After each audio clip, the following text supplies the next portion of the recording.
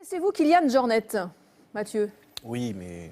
Moi, je connais très bien parce qu'il fait la Diagonale des Fous à La Réunion, qui est une des plus belles courses au monde. Eh ben justement, il est un peu fou, ce garçon. Hein. Il est catalan. Il est né dans un refuge déjà à 2000 mètres d'altitude. C'est tout sauf un hasard, ça aide.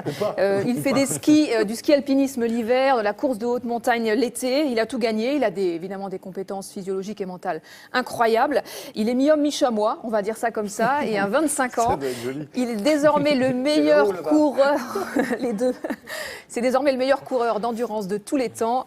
Pierre-Étienne Léonard et Sébastien Montaz ont pu le rencontrer cette semaine. Il a un nouveau défi.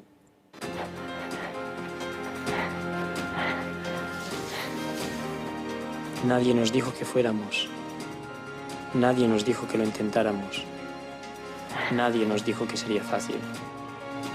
Alguien dijo que somos nuestros sueños, que si no soñamos, estamos muertos. Nuestros pasos siguen el instinto que nos lleva a lo desconocido. No miramos los obstáculos que hemos superado, sino aquellos que vamos a superar.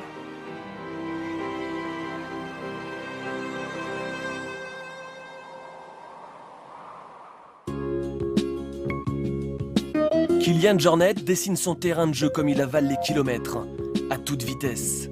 Le Catalan a tout gagné sur la planète Trail. La Diagonale des Fous à La Réunion, les championnats du monde de skyrunning, la Western State aux États-Unis et le mythique Ultra Trail du Mont Blanc. 170 km de montagne parcourus en 20 heures. Kylian est un athlète hors du commun. Il aime courir vite, très vite et longtemps, très longtemps. J'ai continué à avoir beaucoup de plaisir aux compétitions, pas pour les victoires ou à la fin, bon, finir premier, deuxième, troisième, cinquième. Oh, à la ligne d'arrivée, tu vas gagner toujours, mais bon, c'est pas ça qui change la vie. Hein, et tu prends plaisir parce que les parcours, parce que les amis, parce que l'ambiance. Et c'est ça qui reste à la fin. Skieur alpiniste l'hiver, Kylian est dans une recherche perpétuelle d'émotions.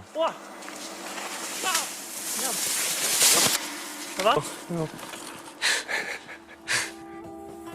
Je sais pas, je pense que la vie, on est trop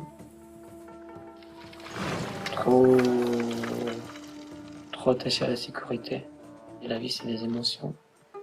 Les émotions, c'est prendre des risques. Je disais depuis aller en montagne, parce que c'est un moyen que j'ai connu pour les trouver, jusqu'à dire à une personne je t'aime, parce que ça veut dire que tu prends des risques à vivre avec cette personne. Et puis au travail, donc ça, la prise des risques, c'est nécessaire pour vivre. Mais quand tu la prends, tu es conscient de ce qui peut se passer mal. L'ultra-terrestre repousse désormais ses limites en haute montagne. La prise de risque est maximale, le moindre écart interdit, l'engagement total. À travers son projet Summits of My Life, littéralement les sommets de ma vie, Kylian voyage léger, pas d'oxygène, pas de corde fixe.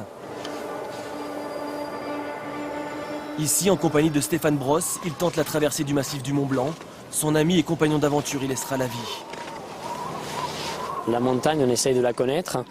Et tous les jours qu'on y va, on apprend de nouvelles choses. Et je pense que le jour que tu penses que tu la connais, le jour que tu penses que tu es plus fort qu'elle, c'est que tu n'as pas compris. Ouais, il faut toujours accepter que des années, et on ne va jamais finir de la comprendre. Le risque est inhérent à la haute montagne. Kylian accepte les règles du jeu, mais fixe les siennes. Désormais, son objectif est de gravir les plus hauts sommets de la planète, à sa manière, c'est-à-dire le plus léger et le plus vite possible. C'était des idées que j'avais en tête depuis longtemps, d'essayer de battre les records des sommets les plus hauts, les plus attirants de chaque continent. Et avec une philosophie assez minimaliste, assez légère.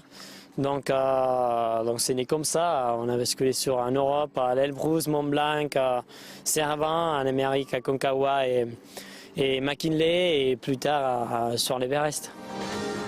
Sur le toit du monde en 2015, Kylian se donne les moyens de ses ambitions pour réaliser ses rêves. Il revient d'ailleurs d'un mois au Népal où il était parti accumuler de l'expérience en très haute altitude. Kylian, c'est plus de 30 heures d'entraînement par semaine. Sur un an, il monte plus de 600 000 mètres de dénivelé positif, soit l'équivalent de 68 ascensions de l'Everest. En mai prochain, Il va tenter de battre le record du Mont Blanc. Il vise un chrono de 5 heures quand une cordée normale avec guide, mais quasiment 2 jours. Entre courir et mourir, il a fait son choix.